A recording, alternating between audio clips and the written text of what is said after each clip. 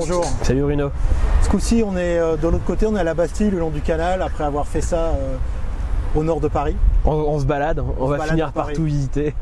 Bon, allez, sérieusement, Bringr aujourd'hui, dans quelques jours en fait, va sortir un livre blanc qui risque de faire quand même du bruit dans l'analyse, l'analytics des réseaux sociaux.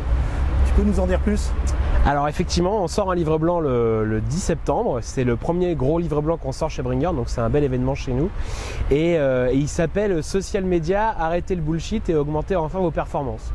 Donc je pense que le titre annonce plutôt bien la couleur. En gros, l'idée c'est de montrer pourquoi est-ce qu'il faut pas forcément arrêter, mais en tout cas pas se contenter uniquement des métriques sociales lorsqu'on s'intéresse aux réseaux sociaux, et comment est-ce qu'on peut réellement augmenter sa performance d'un bout à l'autre de la chaîne, c'est-à-dire comment est-ce qu'on comprend mieux les internautes, comment est-ce qu'on publie mieux, comment est-ce qu'on mesure vraiment ce que ça m'apporte moi à mon business, même si je vends pas forcément directement en ligne, c'est pas uniquement dédié aux e-commerçants par exemple, et comment est-ce que à la fin je fais pour augmenter ses performances au fil de l'eau. Donc ce livre blanc va répondre à tout ça. Ouais. En gros, on arrête d'avoir un KPI qui est la course à la plus grosse en mesurant mes followers, mes fans et point barre, quoi. En fait, on ne dit pas qu'il ne faut pas forcément le faire parce que c'est aussi un bon indicateur d'une bonne vitalité d'une présence sur les réseaux sociaux, un nombre de fans, un nombre de followers, un nombre d'abonnés sur YouTube, etc. À condition qu'on ne les ait pas achetés. C'est ça, on est d'accord, mais je partais de ce principe-là, moi, dès le départ. Et en fait, par contre, nous, ce qu'on dit, c'est que ce n'est pas le seul indicateur qu'il faut prendre en compte, loin de là, et qu'il faut surtout arrêter de se contenter des indicateurs sociaux.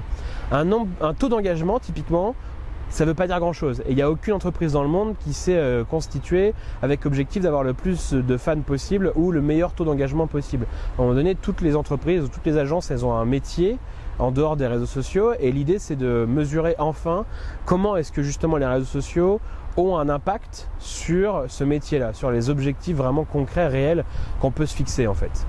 Alors tu as un exemple très parlant dans ce livre blanc qui parle d'une agence en fait dont le client voulait arrêter les réseaux sociaux parce que avec les métriques, on va dire classiques, celles auxquelles on a accès via Twitter aujourd'hui, qui a ouvert son analytics à tout le monde, les résultats n'étaient pas là. Exactement. En fait, dans ce livre blanc, on a évidemment nous tout notre savoir-faire et nos retours d'expérience à nous, mais on a aussi des avis d'experts et des témoignages en fait de marques et d'agences qui sont présentes sur les réseaux sociaux, dont une agence qui nous a très clairement expliqué que pour l'un de ses clients, ils avaient mis en place toute une stratégie de présence sur Twitter pour faire la promotion des offres de ce client-là. Et en fait, quand ils sont venus nous voir, ils nous ont dit on est presque sur le point d'arrêter ce qu'on est en train de faire sur Twitter parce que ça ne marche pas. Alors on leur a demandé pourquoi est-ce que ça marchait pas, et ils nous ont dit c'est très simple, on n'a pas de retweet, on n'a pas de reply. Ok, très bien, tentons, essayons, continuez la même stratégie mais utilisez Bringr et mesurez vraiment si les gens sur Twitter vont sur le site de votre client et est-ce qu'ils réalisent l'action que vous souhaitez vraiment qu'ils fassent en fait. Et là en l'occurrence c'était le remplissage de formulaires, de contacts, de demandes d'informations, etc. Et en fait ils se sont rendus compte qu'effectivement ils avaient très peu d'interactions sociales, mais finalement beaucoup de clics sur les liens et un taux de conversion en fait sur le site qui était excellent lorsque les gens venaient depuis le canal Twitter. Donc ils se sont rendus compte qu'il fallait surtout pas arrêter cette stratégie là, au contraire qu'elle fonctionnait bien, mais ils n'avaient pas placé le curseur au bon endroit pour mesurer en fait l'efficacité de leur action.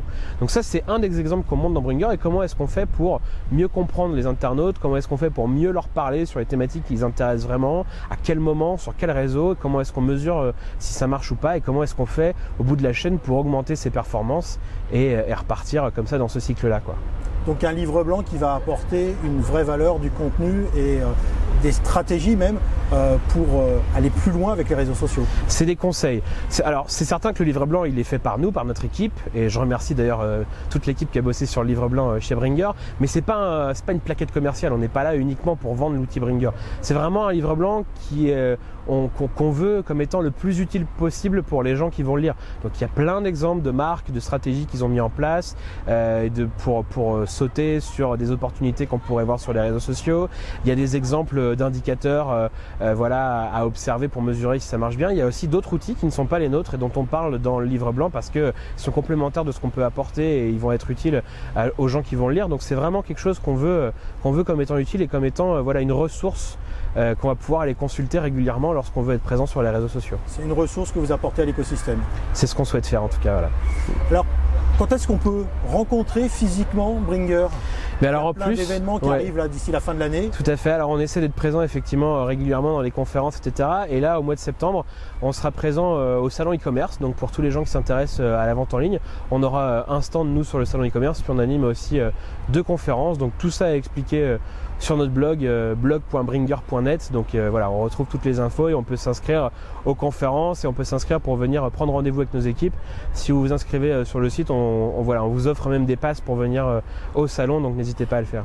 Donc on se retrouve au salon e-commerce avec le lancement quelques jours avant du livre blanc et on aura l'occasion d'en reparler. C'est ça, avec plaisir Bruno. Merci Simon. À bientôt. Et on se retrouve à un autre endroit dans Paris pour la prochaine interview. Pour continuer la visite. À bientôt.